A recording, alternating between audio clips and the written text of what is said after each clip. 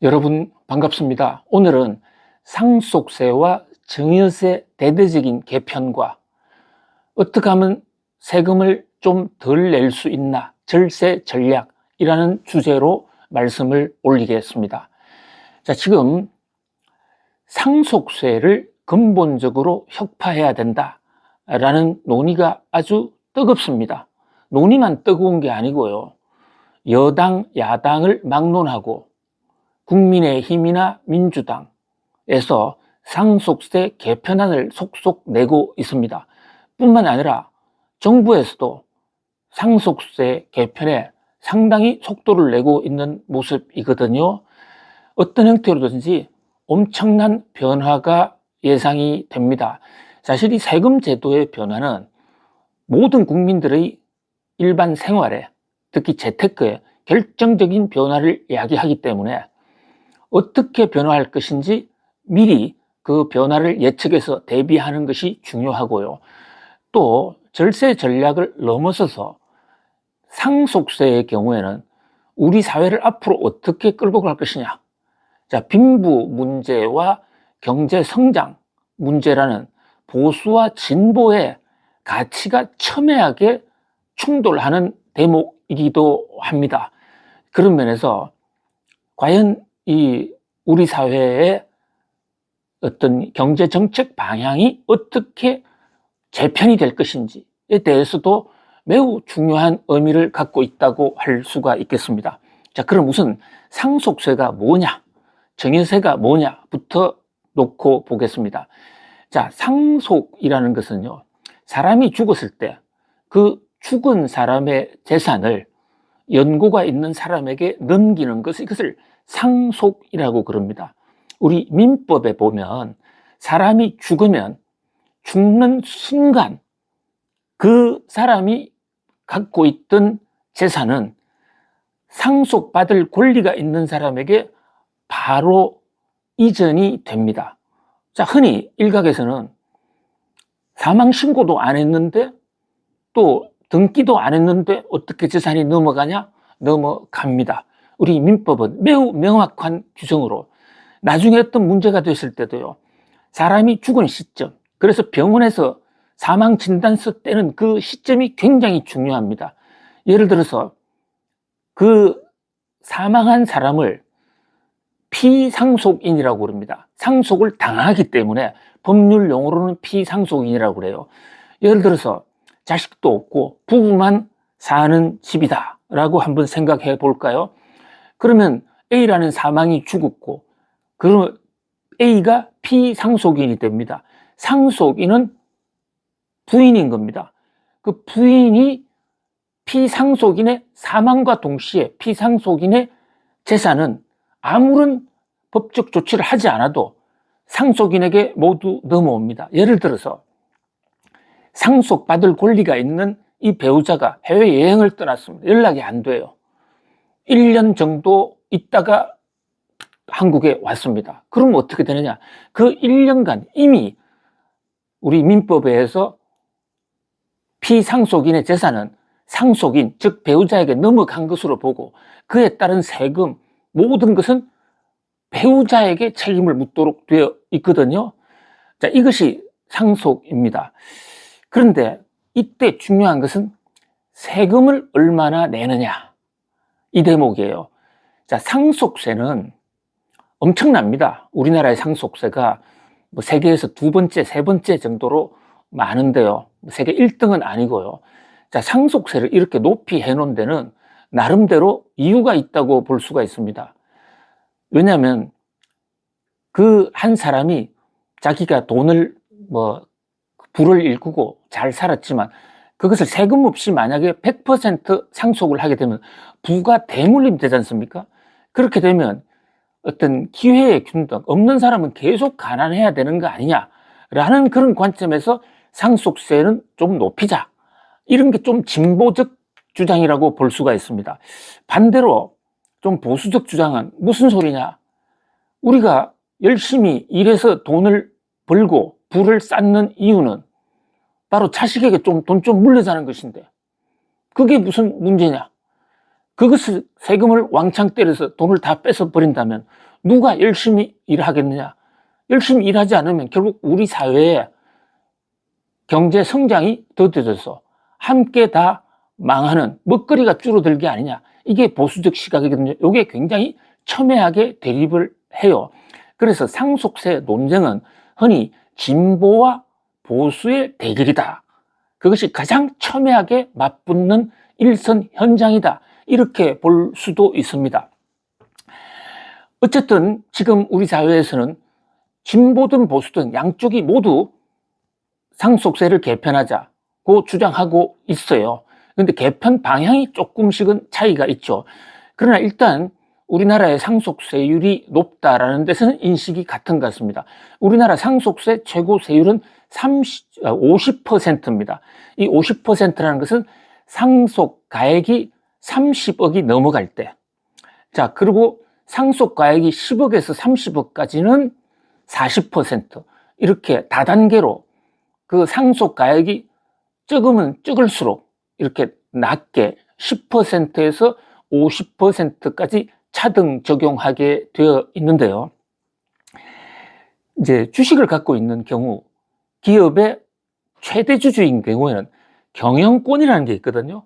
이 경영권이라는 것도 눈에는 안 보이지만 상속의 대상이다. 그래서 20%를 할증하도록 되어 있습니다. 그러니까 50%에 20%니까 실제 세율로는 10%가 추가 할증되는 겁니다.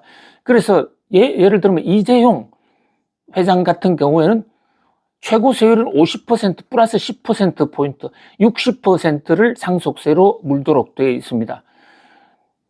그러니까 상당 금액이 상속세로 나간다라고 볼 수가 있는데요. 특히 이제 중소기업의 경우에 이렇게 상속세를 많이 물다 보면 가업 승계가 잘 안 되는, 그러니까 아버지가 죽고 나면 상속세 내려고 주식을 팔아야 되는 이런 사건도 있다.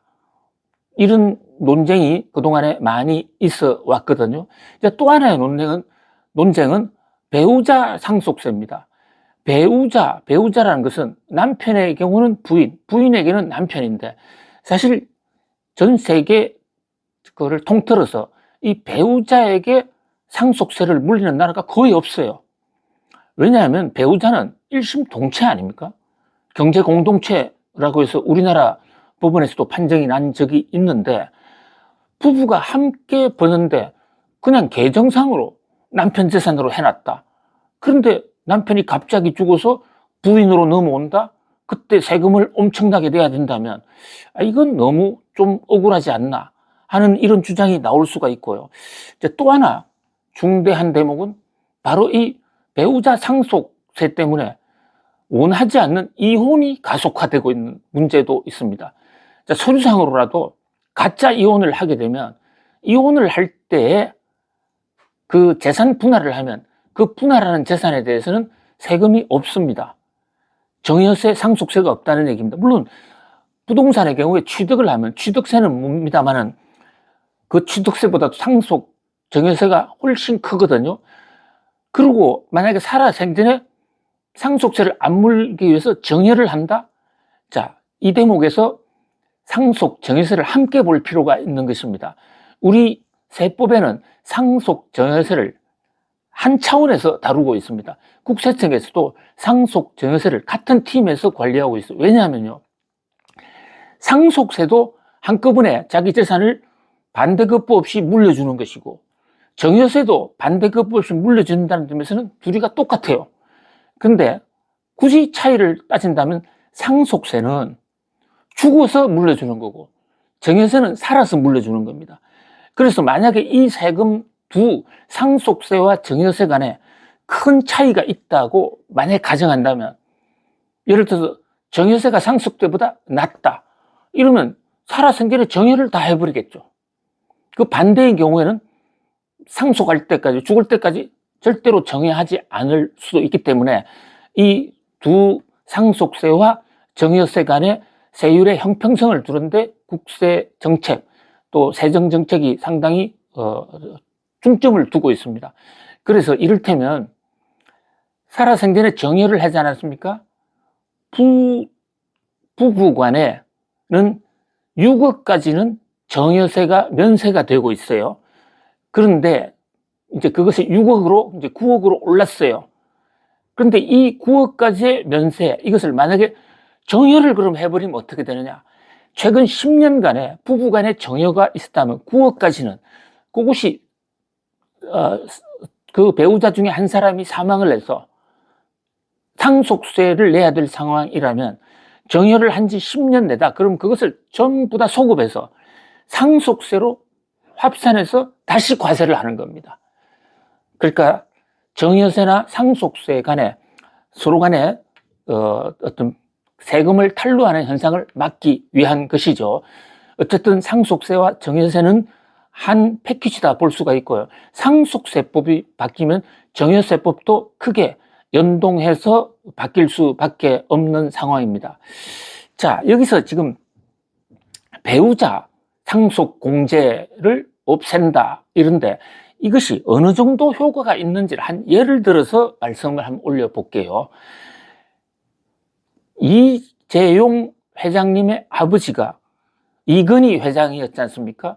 이건희 회장께서 주식을 거의 모든 주식을 자녀들에게 이제 상속하지 않았습니까? 사실 돌아가실 때 의식이 없는 상태로 갔기 때문에 여기서는 민법상의 법정 상속을 했다고요.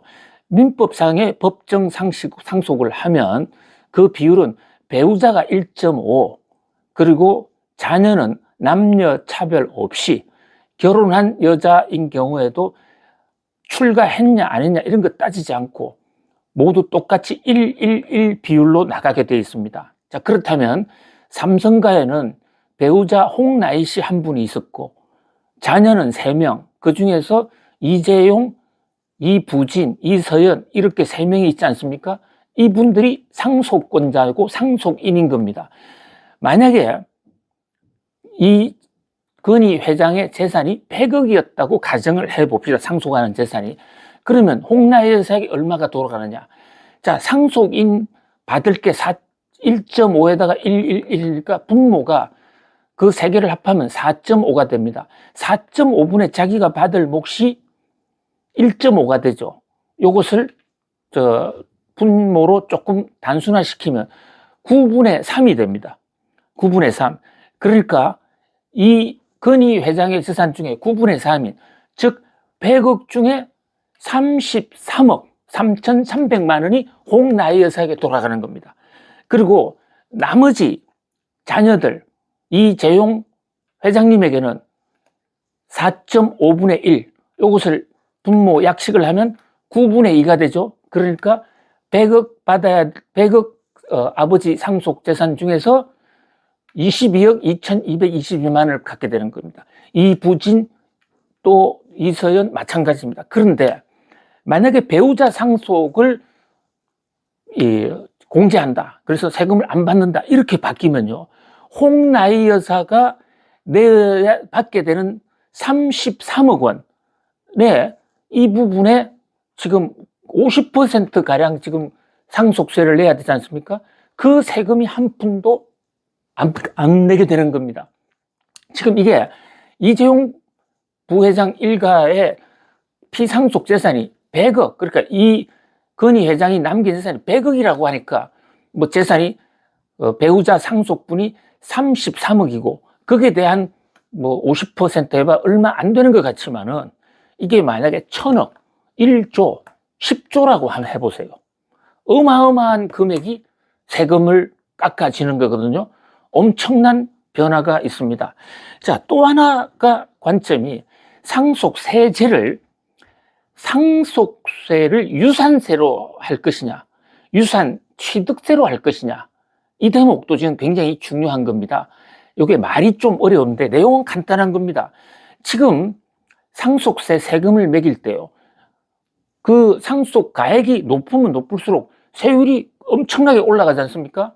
근데 이것을 지금 현재 우리나라 상속세는 유산세라고 해서 상속을 당하는 사람, 그러니까 죽은 사람, 사망자 재산 금액을 보고, 예를 들어서 그 이재용 회장의 아버지인 돌아가신 이건희 회장의 재산이 30억이 넘어가면 거기에 대해 최고 세율 50%를 붙인단 말이죠. 뭐 30억 듣고 300억, 300조 해도 그 마찬가지입니다. 50%를 붙이는데 이것을요, 유산 취득세로 바꾸면, 자, 상속인이 여러 명이잖아요. 이것을 나누어 받게 되지 않습니까? 아까 예에서 만약에 이건희 회장이 100억을 남겼을 경우에 그 자녀들, 이재용 회장에게는 22억이 돌아가지 않습니까? 그렇다면 이재용, 이부진, 이서연, 이 자녀들은 각자 자기가 취득하는 금액의 상속세를 맞거든요.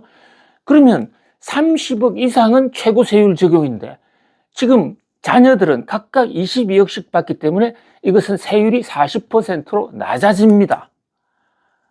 근데 이것도 규모가 크게 되면, 분자 분모가 커지면 낮아지는 세금 금액도 큰 차이가 있을 수가 있죠. 유산 취득세냐, 그냥 상속세의 유산세냐는 결국은 피상속인을 기준으로 하느냐, 아니면 상속인, 여러 사람의 후손들을 기준으로 하느냐, 선조를 기준으로 하느냐, 이 차이인데, 그 유산 취득세로 하게 되면 각 유산을 취득하는 각자의 낱개로 하기 때문에 세율이 낮아지고 경우에 따라서는 면세가 될 가능성이 굉장히 높죠. 유산 취득세가 되면 서울의 웬만한 아파트 한 채를 자녀들에게 나누어 상속한다 이러면 세금이 없어질 겁니다. 이게 굉장히 큰 거예요. 그래서 사실 배우자 상속보다도 유산 취득세가 중산층 서민 상속에 영향을 주는 것은 훨씬 더 클 수 있다. 자, 이런 대목을 미리 좀 알아둘 필요가 있습니다. 왜냐하면요, 상속세와 정여세는 세금이 바뀌고 나서 그때 대비하면 좀 늦습니다. 왜냐? 정여세가 상속세하고 연관이 돼 있고 수시로 상속을 줄이기 위해서는 정여세를 통해서 좀 덜어내야 될 이런 필요성이 있거든요. 그러면서 지금 정부의 상속세 개편론이, 이것은 남의 일이 아니고 우리 실생활과 굉장히 관련이 높다. 그리고 보수와 진보의 싸움에서 과연 경제정책, 세금 정책에서는 누구의 입장이 더 많이 반영되냐, 이것도 한국 사회 흐름과 관련해서 굉장히 중요한 시사점이 있다, 이렇게 볼 수 있습니다. 자, 오늘은 상속세, 정여세 대대적인 개편과 절세 전략, 배우자 면세, 유산 취득세 개편 등에 관해 말씀 올렸습니다. 여러분 감사합니다.